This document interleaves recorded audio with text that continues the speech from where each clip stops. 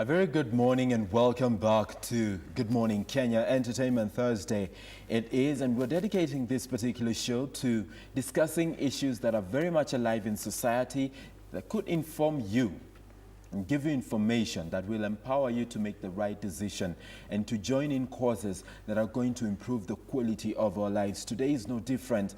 Violence against women and girls is what we'll be discussing beginning right now. And before I introduce my guest in studio this morning, I'm just going through this booklet that has some very interesting information. When it comes to addressing violence against women and girls through football. Yes, through football. You had me right. And violence against women and girls is a scourge on individuals, families, and societies. That's a fact. You and I can agree.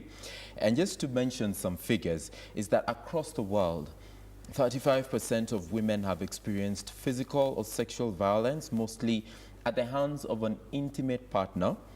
In Africa, more than 1 in 3 women have suffered physical or sexual violence at the hands of an intimate partner. Now in Kenya, 39% of women who have ever been married have experienced spousal, physical, or sexual violence. And you rightfully note that the number keeps increasing as the problem gets closer home. We said 35%, then more than 1 in every 3 women, and now we're looking at 39% right here in Kenya. What is the issue? What is the problem? How can it be addressed? Initiatives, right, left, center, to try and address this particular issue. But are we making any headway? And now we want to use football, and we shall be discussing with my guest how exactly that has an effect. How about you? What are you doing to create positive transformation as far as this issue is concerned? I have the pleasure of hosting Tony Riley. He is the country director of the British Council right here in Kenya. Sir, welcome to the program.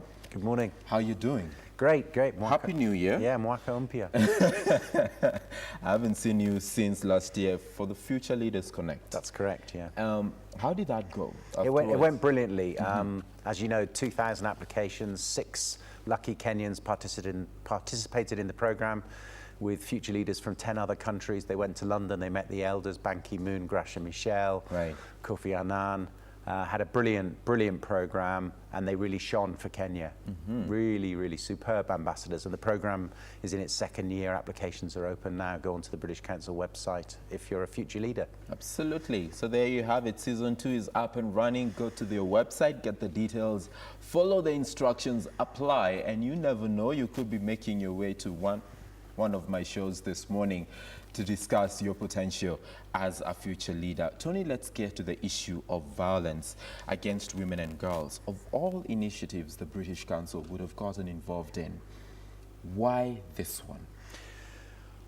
Gender-based violence, as you just said in your opening remarks, is a scourge across the world. It's not unique to Kenya, it's not unique to Africa. As you said, more than 1 in 3 women around the world experience physical or sexual abuse during their lives. So it's a critical issue, and it's one in which the British Council wanted to make a difference. How we did that here is quite innovative, because as you said, we combined a program called Premier Skills, which uses football to develop a brighter future for young people around the world, and asked ourselves whether we could apply that to address this problem of gender-based violence. So far, how has the uptake of the program been?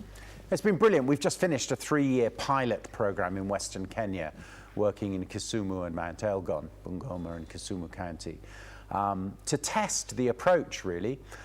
So we trained more than 100 community coaches with the Premier League, developed an education curriculum, and enrolled young people in the programs in Kisumu and Mount Elgon, where they combined their passion for football with a very solid education curriculum to tackle the attitudes that drive high levels of gender-based violence. And we think it's been hugely successful. Hugely successful. You zeroed in to the Western Kenya area. What issues did you come across? We chose, it's a bit of a long story, and I won't be able to tell you it all on this program, Sam. Okay. But we took a group of representatives from Bungoma County, particularly from Mount Elgon, to the UK, to visit English football clubs where they have these programs to tackle social issues in their community. The Liverpools, the Man Cities, the Man Uniteds all have these community programs. We took this group from Mount Elgon to the UK to see how football clubs were using football to tackle social issues. While they were there, they shared their stories, including the story of Mount Elgon, which, among other things, has manifested itself in very high levels of gender-based violence. That's where the seed of the idea started. And that's why we focused on Western Kenya. Also, Western Kenya does have pretty high levels of gender-based violence. Exactly. So we wanted two areas: Mount Elgon, a rural area, Kisumu, informal settlements, a sort of urban slum areas. This must have involved a high level of interaction with locals, you know, getting to know them, interacting with them, the issues they have.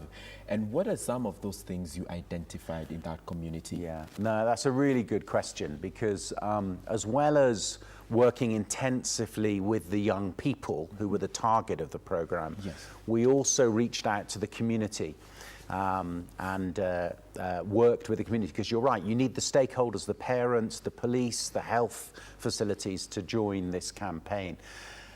One technique we used in our community festivals, where we were highlighting issues of gender-based violence, was something called community conversations, where we had men and women from these communities talking about these really sensitive issues.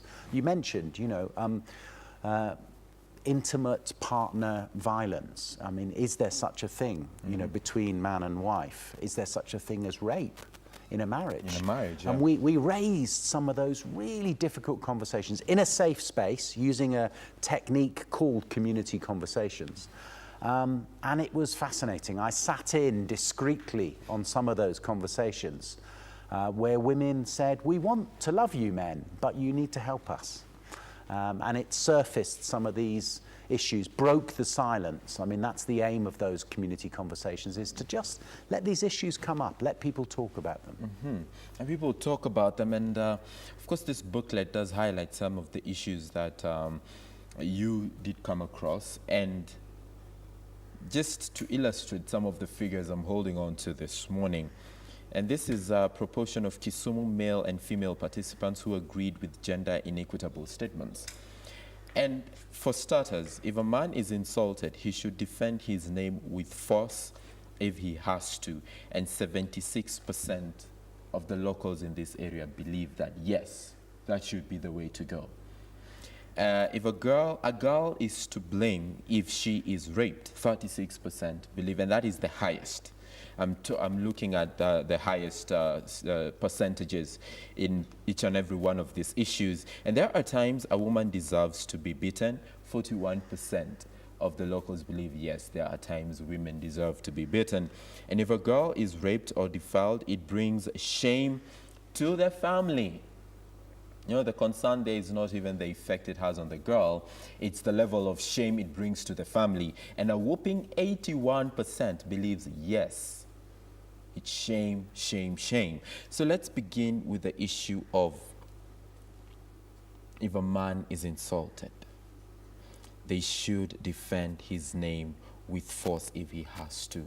When a problem like this, what initiatives have you embraced to change the mindset and the attitudes of people when it comes to addressing these issues? Well, the whole program, on and off the pitch, yes, was all about tackling these issues, talking to young people. There was a proper curriculum.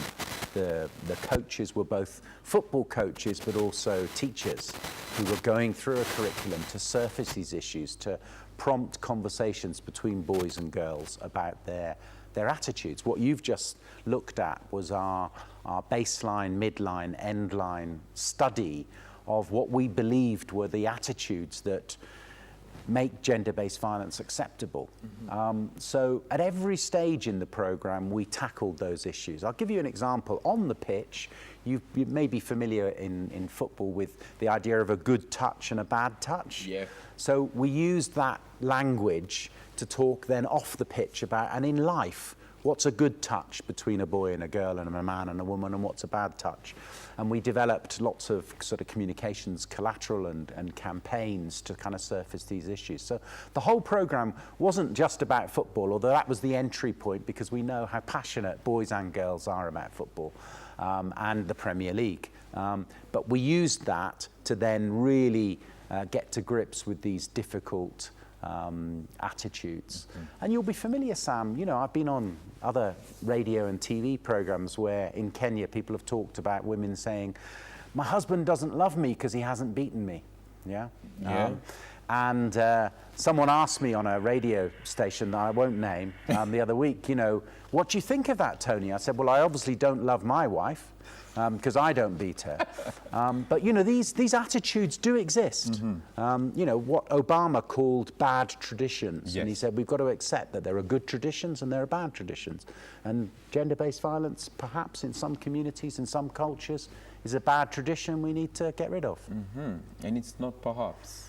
It is indeed a bad tradition that we should get rid of. And once you identify, how does this program work? The kind of partnership you have with the English Premier League, how does it work towards solving this issue in society right here in Kenya?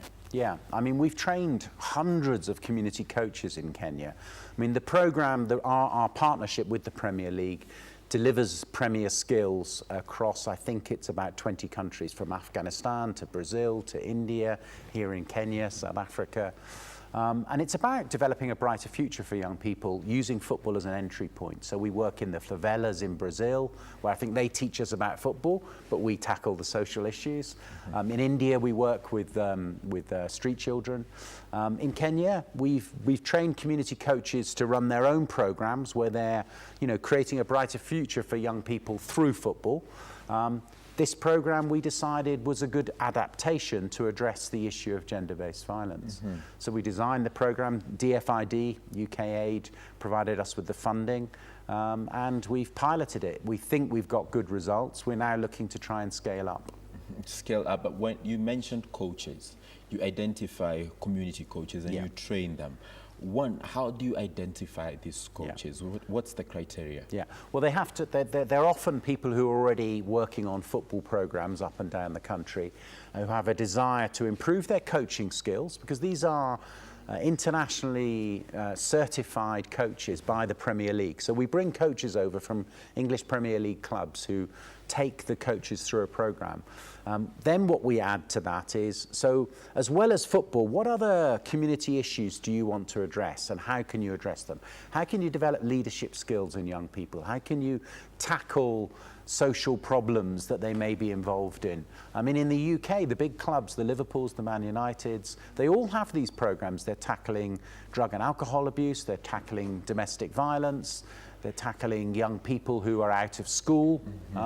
So there's a sort of a model that we wanted to adapt in Kenya to tackle this particular issue, the scourge of gender-based violence. Right. And once those people are taught, trained, and they come back here in Kenya, and what kind of initiatives do you task them with? Well, we actually, you know, had over 100 coaches working on this program in Western Kenya. Yes. But there are other coaches who've been trained and are certified, and they're working on all sorts of other community projects. Some of them are also brilliant coaches. So one of our greatest Premier Skills coaches has just been appointed as your assistant coach for the under-20s. Yes. Which is great, because it's career progression for them as well, because they have really high quality coaching skills as a result of their engagement in the Premier Skills program. The beauty about this is that when it comes to coaching and football, largely right here in Kenya, I don't know whether it's the same situation globally, the face attached to that is that of a man. You know, men getting to the field and playing football. And these are the agents that we need, men, to carry this message forward to end violence against women and girls. Do you identify any kind of behavior change after all is said and done? When you do your audit, do you identify any kind of behavior change? Well, The behaviour change, in some ways, Sam, comes after you've changed the attitudes.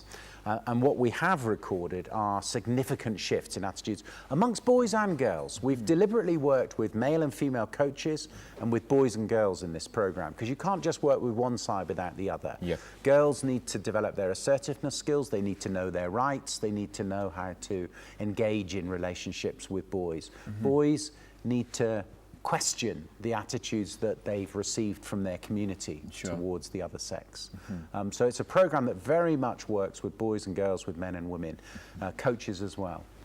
Football has traditionally been perhaps a bit of a male game, although I think the Harambee Starlets have got more to shout about in Kenya than their male counterparts. You know, apart from Victor Wanyama, that is. Improved knowledge of gender issues. When you look at these areas, you mentioned Western Kenya, you did mention Kisumu, you did mention Mount Elgon, which has been in the news for quite a long time. Is there any kind of improvement on the knowledge and tackling of gender issues in that community? Huge, huge. I mean, it's been surfaced. I mean, the participants have benefited, the community have benefited. We also ran a huge campaign through sort of activations in the informal settlement markets in Kisumu and up in Mount Elgon. And we coined these slogans, Kata Dhuluma, you know, say no to violence, Chukua Hatua, take action. And we tried to help the community know that it was unacceptable, but also give them access to what do you do if you're aware of an incident. And we took the young people through that program, those opportunities to do something if they are aware of gender-based violence taking place, and the coaches, of course. As a result of the program, gender-based recovery centres, gender-based violence recovery centres have been established in Kisumu and Mount Elgon as well, in the community, owned and funded by the county governments, so that when violence does happen, you know, there's somewhere for victims to go and be given the support that they need. The support that they need. This kind of change that we are after is not an event. It is a process that will definitely take time. What measures have you taken to ensure that it is, one, sustainable?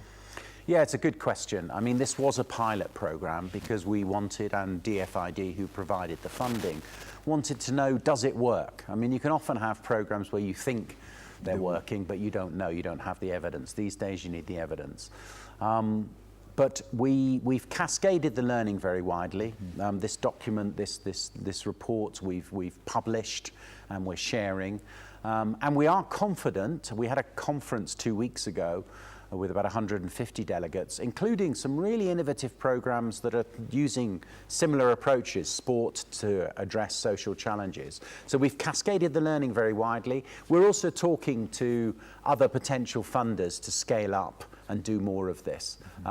And actually, as we speak, we've been in Kisumu this week on Monday and Tuesday. We're in Mount Elgon today doing closeout conferences to try and look at sustainability and the structures and the institutions that need to carry on this work.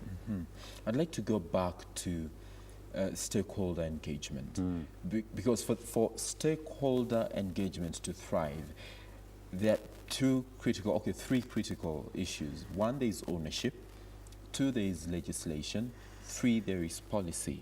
What needs to be done to make sure that we create an enabling environment then to kind of foster proper stakeholder engagement to address this issue? Yeah, I mean, it was absolutely at the heart of the program was the involvement of stakeholders, and many of our partners. I mean, we don't do anything on our own. It's not just the British Council. So we've worked with community-based organisations in Kisumu. We've worked with the county government in Bungoma. We've worked with the health authorities. We've worked with the police. When we had these, I referred to these quarterly, we'd have these community festivals, and they would be the young people and the coaches demonstrating what they're doing, these community conversations happening. We have this big campaign around, we have these big white walls with the slogan, "My hands are not for hurting," and we would all go and put our hands in paint and put them on the wall. So we've done a lot of kind of trying to embed this in the community. And actually the county officials constantly used to say to me, and they said at the conference, when people said, so what are you going to do next? Some of the county officials said, no, what are we going to do next? What are we going to do as Kenyans, as Kenyan institutions, as Kenyan stakeholders to take this forward? So we're here to try and help with our partners, but I think there's a recognition as well that you know, the stakeholders, as you say, and the institutions, as well as the individuals, also need to own this. They need to own and draw a line in the sand and say, no, gender-based violence is wrong. We've got to do something about it. We've got to stop it. We need to embrace the "this is it" attitude. We're getting it over and done with once and for all. Tony, I'd like to give you an opportunity to have your final word. Yes, we're winding up right about now. So what would your final word be? My final words. This is let me use somebody else's final words, because I think they're really powerful. Okay. So the former UN Secretary General Ban Ki-moon said this. He said there's one universal truth acceptable to all countries, cultures and communities. And he said, violence against women is never acceptable, is never excusable, and is never tolerable. And I think they're very powerful words. As you say, Sam, you know, enough is enough. Enough is enough. We just need to get it over and done with. A violent society, really, the 21st century? It's 2000 and late, guys. We should only be proper human beings, treat each other with respect, dignity and decorum as we move along living our day-to-day lives. That is Tony Riley, the country director of the British Council right here in Kenya, with a very brilliant program, Ending Violence Against Women and Girls. I, however, Tony, need to ask you this question. There is violence against men and boys. Does that include... Is that included in this program? It is included, and people often, you know, talk about the boy child and neglect. And there are elements of that. It's not on the same scale as gender-based violence, period. But yes, we are aware that that violence, gender-based violence means gender-based violence, violence against women, and much rarer, but violence against men as well, and boys. It's very critical, guys, because there was this clip I saw online. When a woman was being assaulted, everyone ran to her aid. When a man was receiving similar treatment, everyone was running away and wondering what exactly is happening. So indeed, we'll continue having this discussion.